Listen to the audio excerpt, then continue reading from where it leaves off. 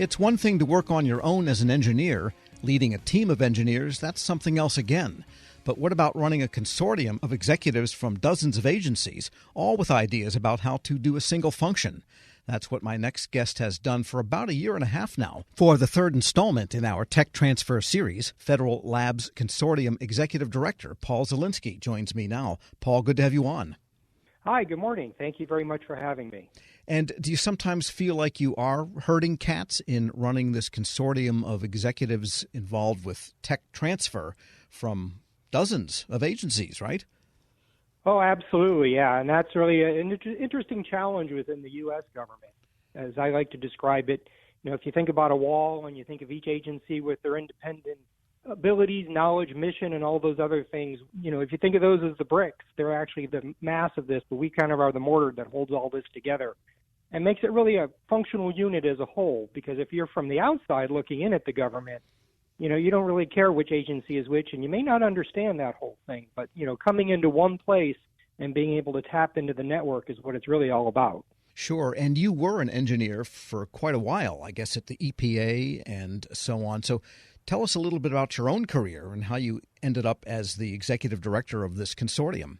Great. It's a great question. We always kind of joke about some of that within the tech transfer community. It's sort of this place where you end up because you have this interest in technology. So as you say, I've had kind of a winding career of a couple different agencies. Starting in the military, I was on active duty with the U.S. Army, got deployed all over the place, kind of an exciting thing to do. But then I went into the civilian side of the government, working at the Department of Energy, primarily working at environmental cleanup, actually, for the Department of Energy complex. The interesting thing about that was actually we didn't have the technology to do the work. And so it was required that we worked with the science engineers and really develop new technologies just to deploy it, even to tackle the challenges that we had. So that was really where I got into this whole technology piece. Moving on over to the Environmental Protection Agency, as you can imagine, not a huge jump from working on environmental work. But again, just working on that deployment of technology across all the different EPA sectors, and then eventually ending up in the Department of Commerce with the National Institute of Standards and Technology, which actually coordinates this function on the government side of things across the different government agencies, and in fact is our host agency. Right, and that's what we should point out, too, that the consortium is not just a trade group or an interest group or some kind of a professional association. It is a functioning, congressionally chartered agency that has a specific job to do of getting that technology transfer accomplished, correct? Oh, absolutely, yeah. So in the Federal Technology Transfer Act of 1986, they actually have a line in there that there will be a federal lab consortium, and the members are the federal laboratories. And so, as you know, it is something that Congress put into place, and it's also one of those things that the laboratories are members of, kind of whether they like it or not. That is by statute. And being an engineer in the federal government or a researcher or a scientific researcher of some sort, someone in the activity of creating intellectual property, what's your sense of whether that function is all that different in the government versus working in the private sector? In a lot of ways, it's not really. And that's sort of the point of many of the tech transfer laws, is actually to try to make the government development process much more accessible and understandable by industry partners. And that's really when you get down to many of the different ways that we do these things. It is a matter of trying to make it accessible to the companies and the businesses that are actually deploy these products. There are differences, however, and of course, being a federal employee is very different than being a civilian, if you will. And I think one of the attorneys I work with, I think, summed it up best, which is that, it's a free country. You can do whatever you want. That's not illegal. But if you're a government employee, you can only do what you're authorized to do. Sure. And of course, that has a big impact on what it is we do. We're speaking with Paul Zielinski. He's executive director of the Federal Labs Consortium. And now you've been there about a year and a half, but the techniques and strategies that people use to do the technology transfer, each agency has that function. Is it fairly uniform from agency lab to agency lab? And does the consortium try to bring more uniformity to it? Right. So it is relatively uniform. We do operate under the same general guidelines and laws across all agencies. They do broadly apply, and they can use those things that we have as tools. And so they're available to all of the different agencies. Now, some agencies do have some special extra authorities that aren't consistent, but for the most part, the general base practices are available to all of the agencies to use. And again, when you think about some of these other things that agencies can do, they're more enhancements that they are rather than something, less than. So it's always more greater than, essentially. And these aren't really new things either. They've been around for a while, and they're pretty consistent. Now, the members of the consortium have their own full-time jobs at their respective agencies. You've got a board that revolves from time to time, and we've got the other new officers coming on also. What is the day-to-day role of being executive director? Right. Well, as you know, everybody who works on the consortium in terms of the membership, they elect members. So we have a chair that's from the Navy. We have a vice chair from the NSA. We have folks, our different officers are from different agencies, and they all have a full-time job. So none of them are dedicated to working on this task. And that's really where we come in staffing this function. So I lead that staff function to make sure that we're operational. We have our big areas we call promote, educate, and facilitate. So we, make sure people know that these things are available, that there are things that businesses can use to enhance economic development. We actually provide education for the profession of technology transfer, how government employees or laboratory employees actually perform their function and their job in a consistent way. And then we actually then facilitate trying to make availability of some of the technologies with companies and setting up the possibility of these transactions taking place. So we enhance that ability. I was going to ask, you must do a lot of outreach to industry so that it knows what is available to its economic development and its business development plans, that this federal intellectual property is there for licensing. Oh, absolutely. And, it's one of those things where you start to think that, I've said this so many times, but every single time I go to a new place, I meet new businesses that really aren't aware of the different possibilities. And when you think about our complex, sort of this unlimited pool, it almost seems, of just the ability to work with federal agencies and, of course, businesses. And there's always new startups coming on board. And that's always sort of an interesting, thing as well, is just sort of informing them of the possibilities that exist in partnering with some of these agencies. What's your sense of how licensing from the government differs and maybe more advantageous, say, than company-to-company licensing? Sure. Well, I think there's this bedrock principle that's put into the law. So there's the Bayh-Dole Act, which was actually passed in 1980, that gives us our orders from Congress in terms of what we're supposed to do for licensing. And the whole goal of that act was actually what they call practical application. That is, how is someone going to actually use it? We don't want to license it off for someone to actually say, this is better than the product. We're going to license it. We're going to put it on the shelf. In fact, the licensing is used in order to advance product development. So there's something that, you or me could buy, because that's the only way you get access to this technology. If you really think about it, the government doesn't manufacture things that you buy. When you think about even something as simple as the COVID vaccines we're all talking about, you're not getting a U.S. government vaccine, you're getting it from a company. So there's a company that must be in that intermediary. They're going to make, sell, distribute products. And so the whole trick is getting it from the research bench then out into the marketplace.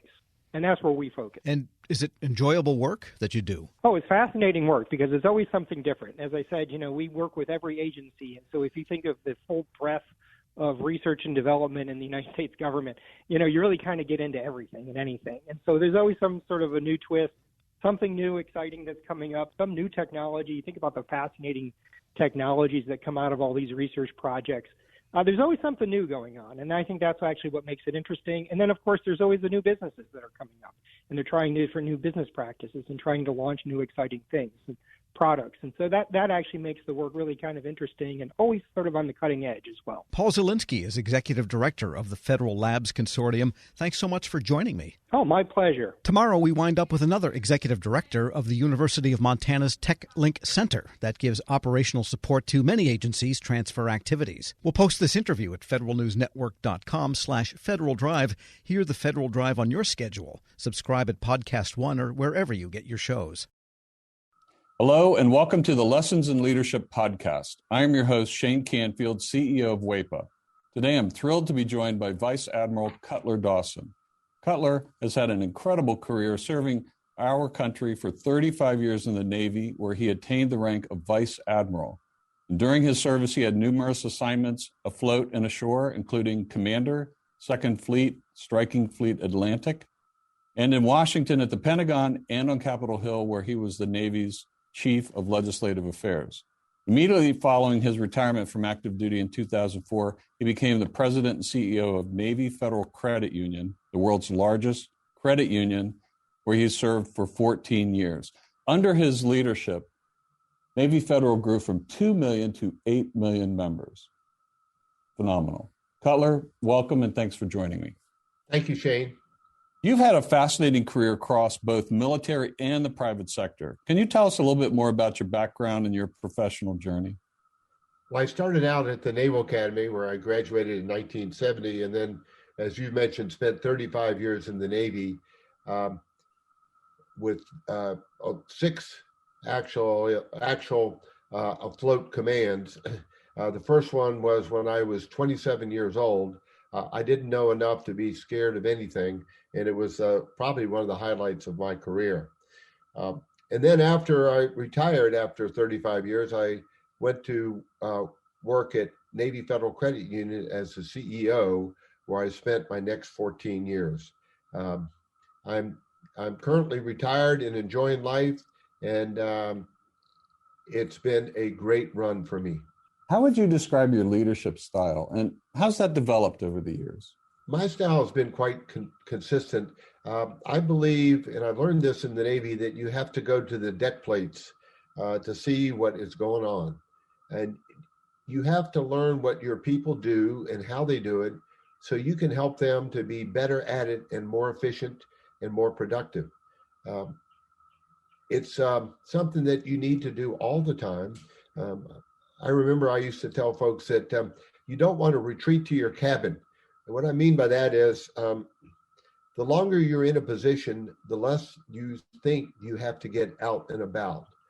But that should be the opposite. You should get out and about more because people change, situations change, and you've got to figure out a way to get to them and find out what they're doing and what you can do to help them. We'll talk a little bit more about your book, but I read it, From Sea to the C-Suite. Fantastic read. You talk about the deck plates in that as well. I would encourage everyone to get a copy of this and read some more detail about going to the deck plates. Cutler, who was the most impactful leader in your life, and what quality did you admire about them? I had numerous while I was in the Navy, but the quality that I enjoyed the most was the leaders that got to know me as an individual, and that they cared about me, and I could tell that they cared about me. And they were not only my leaders, but they were my mentors. And I remember one particular one, Bill Schiffer, when I had my first assignment at the Pentagon. I would go in to see him with my problem of the day, and I knew that he had numerous problems of his own, but he would stop and he would focus on me, and he would make me feel like I was the most important person in his world. And I tried to do that throughout my career, but really it's about caring for your people. Cutler, in reading your book, there was a quote you used to inspire those people that work for you. And it really got my attention. And it was, you are the captain of your own ship. I wonder if you can talk a little bit about what that means and how it was useful to you and the leaders you were developing. Absolutely. What I mean by captain of your own ship, when you are the captain of a ship, sometimes you're in the middle of the ocean and you don't have anybody to turn to make decisions. You don't have anybody to turn to ask, what should I do now? You have to be the captain of that ship. And I translated that into, let's say, Navy Federal's organization, where I would tell branch managers that I said, you are the captain of the ships of Navy Federal. You're the ones that are facing the members or customers, as others call them, every day. And you have to make decisions without a lot of guidance in some cases and without a lot of time. So be the captain of your own ship. Step up, make decisions, do what you think is right, and you never can go wrong. I think that is so important. And you have to give your people a little bit of latitude to take some risk as well, because there is risk for them in doing that and risk to your organization. That's right. And I mentioned that I took command of my first ship with 5 years in the Navy, and I was 27 years old. Well, my boss had 32 years in the Navy, and his guidance to me when I first met him was, Cutler, you do the right thing, and I'll back you up all the way. What a wonderful way to spend an assignment with backup and guidance like that. What great advice. It's clear leadership is a topic you're passionate about. You wrote the book we mentioned before, From C to C-Suite. Can you tell us a little bit about that project? Yes, when I was at Navy Federal, I would tell sea stories as parables to get my point across. And folks would tell me, Cutler, we like your stories. It gives us a picture of what you're trying to tell us. Now, what else are they going to say? They work for me, but I took it as a compliment, and it was. And my wife encouraged me to write a book, and I needed a co-author to help me. And I found a lady named Taylor Keelan, who was the perfect co-author. She turned in my stories into wonderful chapters that I'm very proud of. Where can listeners find a copy? Well, you can get it on Amazon, and you can also get it on the Naval Institute website. And I might add that any proceeds from the book, Navy Federal uses to give to charity. Fantastic. Cutler, thank you very much. Really enjoyed your time and your lessons in leadership and sharing with us your life story. And I've learned a lot, both from talking to you today and reading your book. And thank you very much for your time. It's my pleasure. And I would like to add one thing, if I could, Shane. During my assignments in Washington, D.C., I gained the utmost respect for the civilians that work here every day. They're hardworking, they're dedicated, and they have my eternal gratitude. I got to come and go from the Pentagon. They stayed every day and worked in Washington when I got to go out and enjoy being at sea. Perfect. Thank you. Yeah, WAPA serves civilian federal employees, but your comment is well taken because the interaction between the two is continuous, it's nonstop, and it's critical. So the career civil servants, as well as career military, our country would not be where it is today without them. I totally agree. And I can tell you from the U.S. Navy standpoint, we couldn't operate like we do without them being the backbone of what we do. Thank you very much for your time today, Cutler. And to everyone listening to Lessons in Leadership podcast, we'll see you next time. The rich and powerful want us to think the economy is a line on a stock market ticker. That's wrong. The economy is powered by us. It's what we create, what we buy, what we need.